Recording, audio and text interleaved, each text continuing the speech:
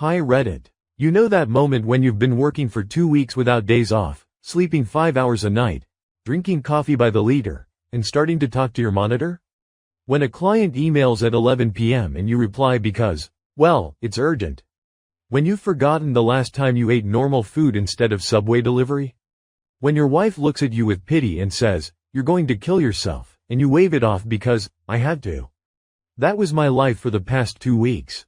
My name is Kyle. I'm 34 years old. I live in Denver, Colorado, in a small apartment not far from downtown. I have a wife, Lauren, and 2 kids, Emma, 5, and Oliver, 2. Lauren is currently on maternity leave, so I'm the sole breadwinner in the family. On my shoulders, mortgage, car loan, utilities, daycare, food, clothes, insurance, taxes, and everything else. In short, the pressure is so intense I might as well hang myself. Every month I count pennies. Every month we barely make ends meet. Every month I pray nothing unexpected happens. No car breakdown, no illness, no crisis. I work as a project manager at a small construction firm. There are only 15 of us, but we hold our own. We have 3 major clients and several smaller ones. I'm responsible for 3 clients simultaneously. 3 is manageable if the clients are reasonable. If they don't email at night, don't change requirements every day, don't throw tantrums over every penny. But one of them is a trial sent to me personally by Satan to test how badly I want to keep my sanity. Let's call him Mr. Smith. Not his real name, of course, but believe me, he deserves it. Smith is that character from The Matrix, remember? The agent who kept multiplying and annoying everyone. This Smith is exactly like that. Mr. Smith owns a construction company that hires us to design shopping centers. He has money coming out of his ears. He drives a Porsche, wears $50,000 watches, and vacations on a yacht in the Caribbean. But he economizes on everything, including respect for people. He haggles over every $1,000 as if it's his last. He demands estimates yesterday and pays 6 months later. He calls on weekends and complains that I don't answer. He talks to me in a tone that suggests I personally stole $1 million from him. Mr. Smith emails at any time of day or night. At 7 a.m., at 11 p.m., on Saturdays, on Sundays, on holidays. He doesn't care about weekends. He doesn't care that I have a family. He doesn't care that I'm human. To him, I'm just a function, a cog in his money-making machine. He demands daily reports. He changes requirements every 2 hours. What he approved in the morning by evening is completely not what I meant. He rewrites estimates 10 times. He nitpicks wording, numbers, fonts. Once he made me redo a table just because he didn't like the cell fill color. I'm not kidding. The fill color. For the past 2 weeks, we've been finalizing an estimate for a new project. A $3 million estimate. A shopping center in suburban Denver. We'd done this estimate 4 times already. Each time Mr. Smith found new reasons for dissatisfaction. The first time, he didn't like the material prices. I recalculated. The second time, he didn't like the labor costs. I recalculated again. The third time, he didn't like that I hadn't included certain coefficients. I included them. The fourth time, he just didn't like my face on the video call. I'm not kidding. He said, Kyle, you look tired. It's affecting your work. I was furious, but I stayed silent. I smiled and nodded. Kyle, he wrote in yet another email. I'm looking at item 47 and I see you priced materials at last year's rates. Are you not following the market? Redo it. Kyle, he wrote an hour later. Item 82 has a calculation error. I'm tired of explaining this to you. If you can't handle a simple estimate, maybe we should find another contractor? Kyle, he wrote the next day. My partners say you're inflating labor costs. Explain yourself. And send supplier confirmations. I explained. Every time. I recalculated. I redid everything. I stayed up nights because during the day I had to work with other clients. I didn't sleep. I didn't eat properly. I drank coffee by the liter and prayed this would eventually end. Lauren would say, Kyle, you're going to kill yourself. Quit, for God's sake. Find another job. We'll manage. I'd answer, I can't. We have a mortgage. Where would I go? In this market? I'll endure. A little longer. This project will end soon, and I'll breathe. I endured. Until yesterday. Yesterday, an online meeting with Mr. Smith was scheduled for 4 p.m. I prepared all day, made a 20-slide presentation, double-checked every number, Called suppliers to get current prices. Asked my wife to take the kids out so they wouldn't be noisy or distract me. At 3:55 p.m., I joined Zoom. Put on a shirt, combed my hair, smiled at my reflection in the monitor. You've got this, I told myself. Just another meeting, just another conversation. At 4 p.m., Mr. Smith entered the conference. Behind him, his partner, a man in his 60s with a face that never smiles. And some lawyer, judging by the glasses and strict suit. Kyle, Smith began without preamble. We've looked at your estimate. Again. Yes, I've made all the corrections, I said, trying to sound confident. Current material prices are included, coefficients, delivery costs. Everything according to your requirements. Corrections, he sneered. You call these corrections? You just changed the numbers, but the logic is the same. You don't understand what we need. Do you even listen to what I say? Mr. Smith, I record all your comments every time. I try to include everything. Look, item 47. I've updated the prices. Item 82. I've fixed the calculations. Item 103. I've added the coefficients you requested. Coefficients, he interrupted. Kyle, coefficients aren't the main thing. The main thing is the overall concept. You don't see the big picture. You get bogged down in details and don't understand what we need as output. I was silent. What could I say? I expected more professionalism from your company, Smith continued. We've worked with you for 3 years. 3 years, Kyle. And every time, it's the same. You miss deadlines, you send estimates with errors, you don't hear the client. We don't miss deadlines, I objected. We always deliver on time. All corrections are made within 24 hours, as specified in the contract. Within 24 hours, he mocked. But I needed it yesterday. I needed it the day before yesterday. Do you understand that because of your delays, we're losing money? What delays? We've never missed a deadline. Never missed? He raised his voice. What about the estimate you sent on Tuesday? It was supposed to be Monday. Tuesday, because on Monday you sent new requirements at 11 p.m. We worked all night to meet the 24-hour deadline. That's not a delay, that's fulfilling the contract. The partner raised his eyebrows. The lawyer wrote something in his notebook. Smith looked at me with hatred. You know what, Kyle? He said in an icy tone. I'm done. I'm tired of your excuses. I'm tired of your mistakes. I'm tired of you. Maybe we should reconsider the contract terms. Or find another contractor altogether. Mr. Smith, I'll call your boss tomorrow, he interrupted. And we'll discuss whether we should continue our partnership. Good day. He disconnected. The partner and lawyer vanished a second later. I sat in front of my monitor, staring at the empty screen. Blood pounded in my ears. My hands shook. A lump formed in my throat. Had I just lost a client? Or not? What did reconsider the terms mean? Would I be fired? Would I lose the house? What would I tell Lauren? How would we pay the mortgage? How would we feed the kids? I shut down the computer. Took a bottle of wine from the fridge. Poured a full glass. Drank it in one gulp. Poured another. Another. Lauren and the kids were at her parents'. They'd left for the whole evening. I was alone. And wine was my only friend. I wasn't planning to get drunk. Honestly, I just wanted to relieve stress. Relax. Forget that conversation for a couple of hours. But the wine poured itself. First glass. Second. Third. Then I lost count. The bottle was half empty. Then 3/4. Then I opened a second. Thoughts swirled in my head. That asshole. That arrogant, self-satisfied asshole. Who does he think he is? I work like a dog, don't sleep at night, don't see my family, and he dares to talk to me about professionalism? I fulfill all his requirements. I make corrections within 24 hours. I reply to his emails at any time of day. And what do I get? Threats? Blackmail? I opened my laptop. Why? I don't know. I just wanted to look at his emails again. Confirm what an asshole he is. Savor my hatred for him. I scrolled through the correspondence. An email from him at 11:47 p.m. with the subject, Urgent. Fix this. An email from him at 7:32 a.m. with the subject, Where's the report? An email from him on Saturday at 10:15 a.m. with the subject, Need to discuss urgently. An email from him on Sunday at 9:03 p.m. with the subject, Question about estimate. I looked at the dates and times and felt rage boiling inside me. This man doesn't sleep. This man doesn't let me sleep. This man thinks the whole world should revolve around him. And then I saw a new email. From him. Sent 15 minutes ago while I was drinking.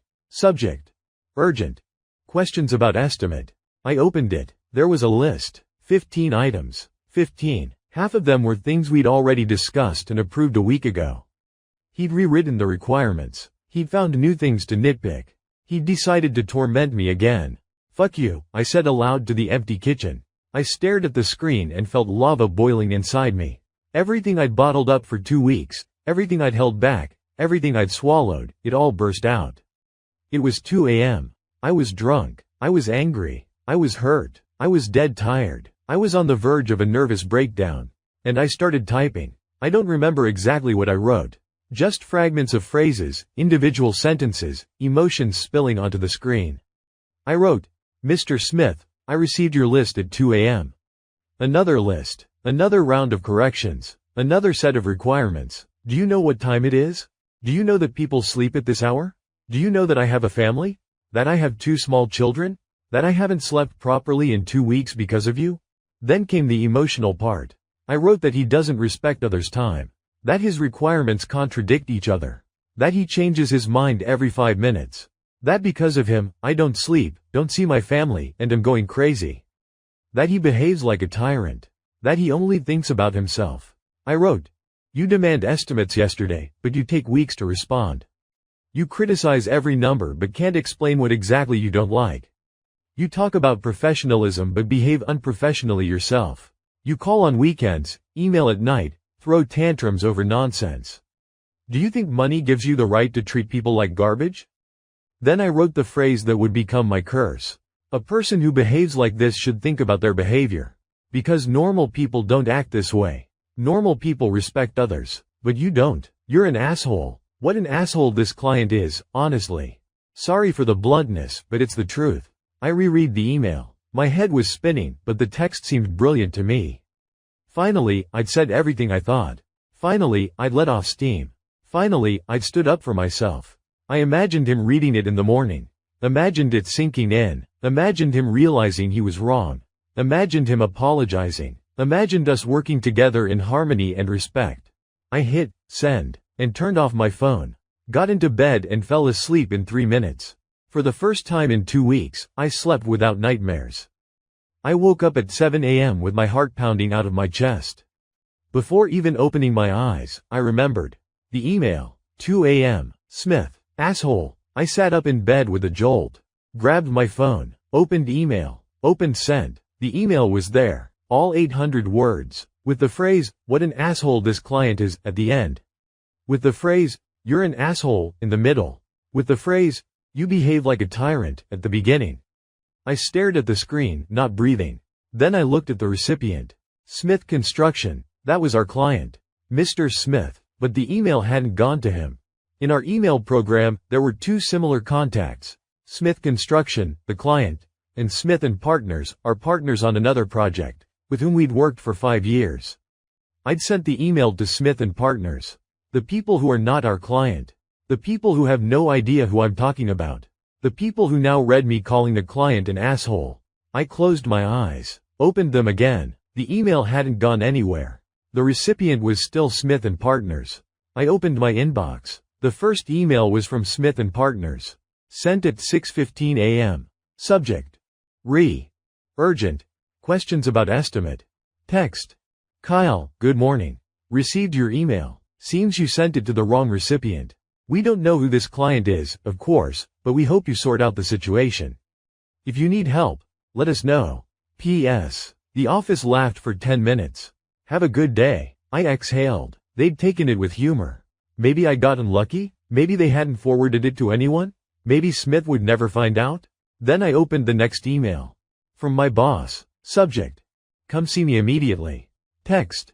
Kyle, just got a call from Mr. Smith. He's furious. Says someone forwarded him your email. What the hell? Come to my office at 9 o'clock. Immediately. And don't even think about deleting anything. I closed my phone. Lay back down on the pillow. I'm 34 years old. I have a mortgage, 2 kids, a wife on maternity leave. And I've just, in all likelihood, lost my job. Beside me, Lauren stirred. Kyle, why aren't you sleeping? I'm fine, I said, staring at the ceiling. Just didn't sleep well. You look pale. I'm fine. Really? She looked at me suspiciously but didn't press. Got up, went to wake the kids. I stayed lying there, stared at the ceiling and thought about how I'd look for a new job. How I'd explain why I got fired. How I'd pay the mortgage. How I'd look my wife in the eyes. I don't remember driving to the office. I just remember the radio playing and me not hearing a word. One thought was in my head. I'm an idiot. I'm a complete idiot. How could I fuck up this badly? At a traffic light, I almost ran a red. Braked at the last second. The driver behind me honked. I didn't even look back. Scenarios played in my head. Maybe Smith hadn't read it yet? Maybe the partners hadn't forwarded it? Maybe I could explain it away? Say it was spam? That I'd been hacked? That I wrote it in a state of temporary insanity? I called the partners. A woman's voice answered. Smith and Partners, good morning. How can we help? Hello, this is Kyle from company name. About the email I sent last night. Oh, Kyle. The voice became cheerful. We were just discussing it. Are you okay? Judging by the email, you had a rough night. I did, I admitted. Tell me, did you forward that email to anyone? A pause. Too long a pause. Well, you see, our director thought it might be some kind of mistake, so he forwarded it to Mr. Smith to ask if it was meant for him. Why? Was that wrong? I closed my eyes, leaned my head against the steering wheel.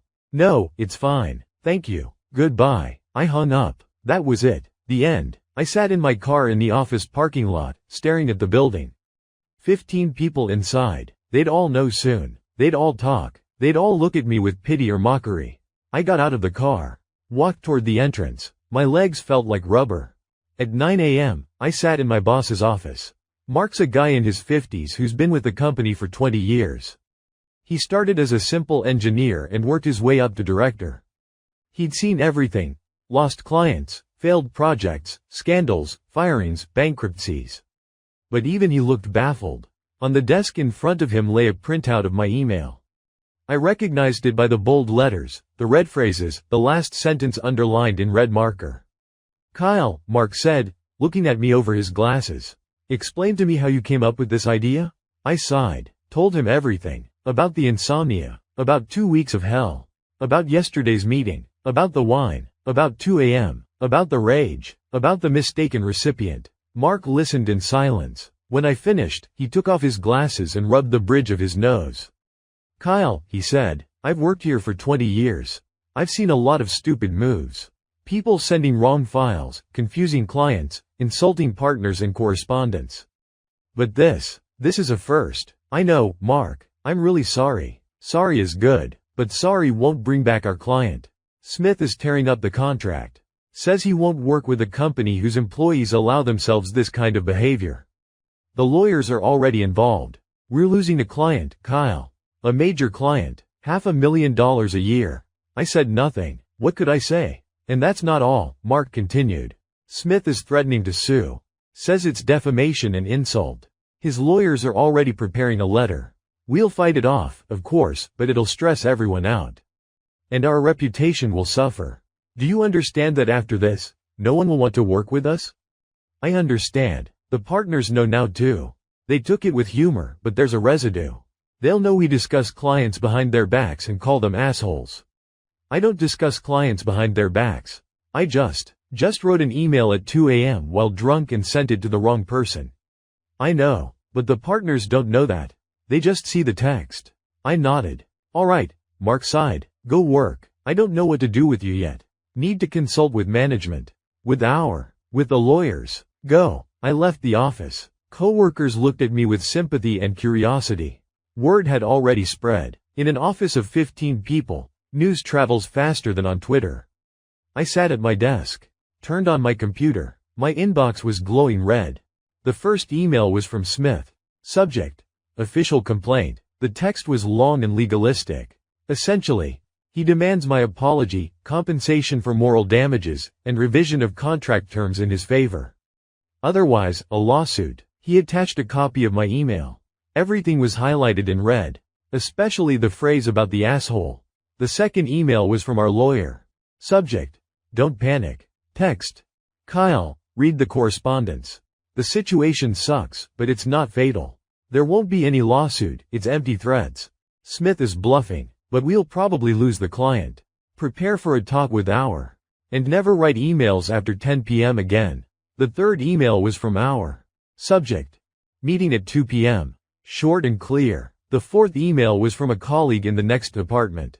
Subject. Bro, you're a legend. Text. Kyle, I read it. It's genius. You wrote what we've all been thinking for years. That Smith really is an asshole. Hang in there, brother. If they fire you, let me know. I have contacts at other companies. I smiled for the first time that day.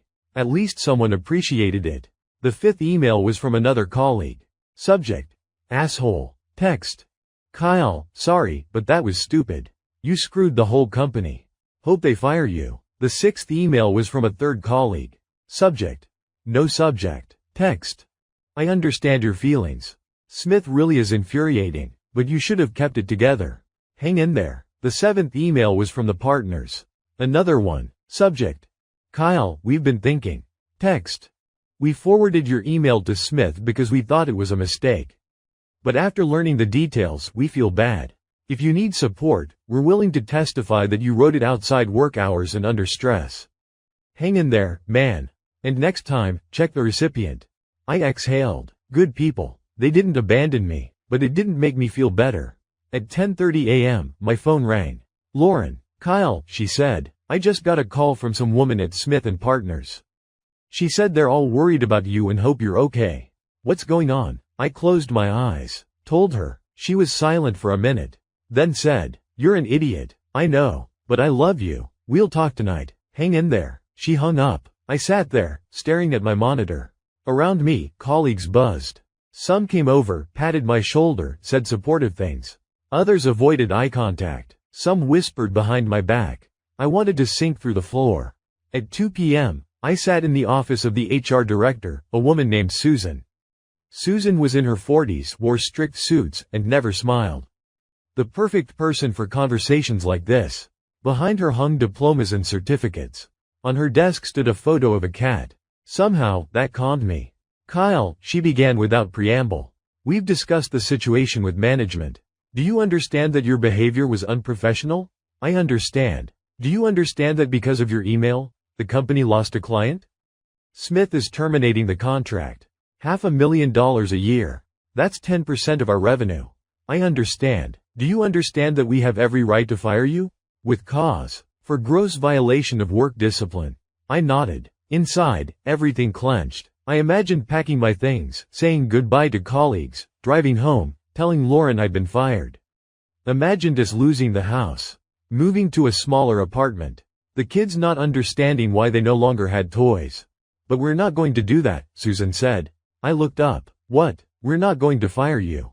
Mark vouched for you. Said you're the best manager in the department and that without you, the company would fall apart. The partners sent a letter in your defense. Even Smith, after he cooled down, said he wouldn't insist on firing if we gave him a 10% discount on the next project. I couldn't believe my ears. We negotiated with Smith, Susan continued. He's staying with us, but on new terms. 10% discount on all future projects for a year. That's costing the company about $200,000. Because of your email. I was silent. But, Susan raised a finger. You'll receive a formal reprimand. The strictest kind. No bonus this quarter. That's about $5,000.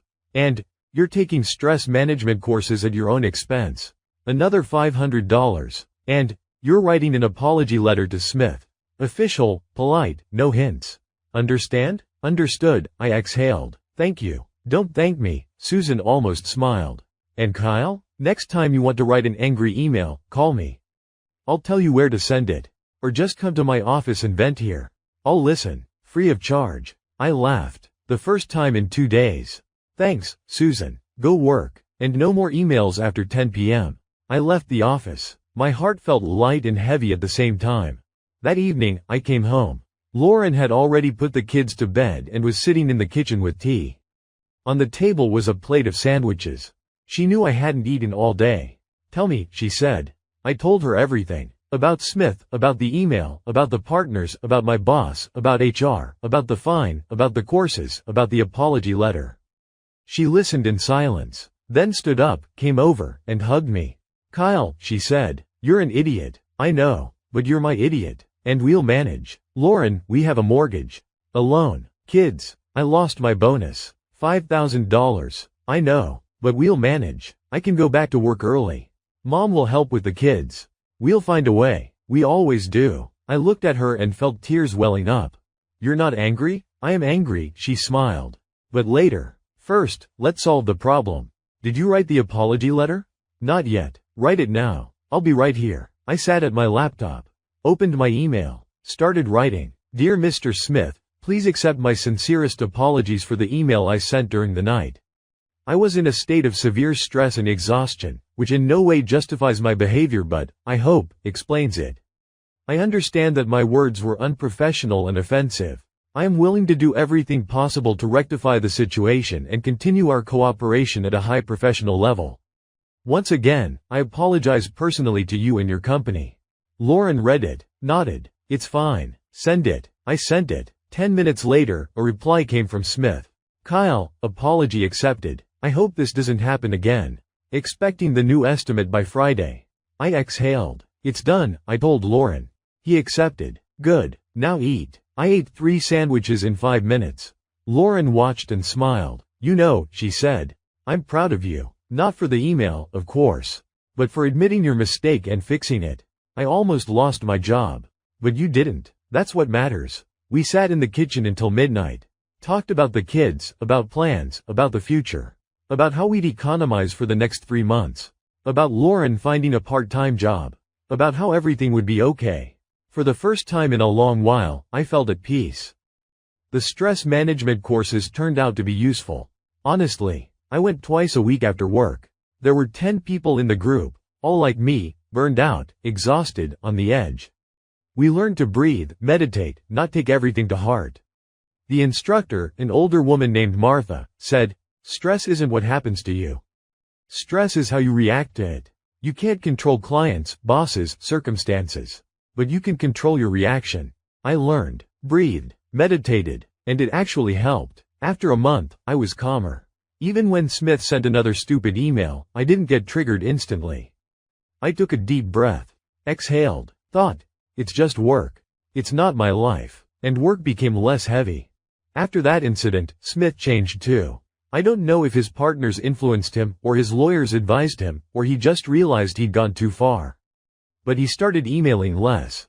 Stopped calling on weekends. Stopped changing requirements daily. We signed a new contract. With that 10% discount. I prepared the estimate. He reviewed it, but without the previous fanaticism. Sometimes he even praised me. Kyle, he wrote once. Thanks for the quick turnaround. Appreciate it. I almost fell out of my chair. He said thank you. He praised me. Was this real? I replied. Always happy to help, Mr. Smith. Glad to be of service. We didn't become friends. He's still an asshole, honestly.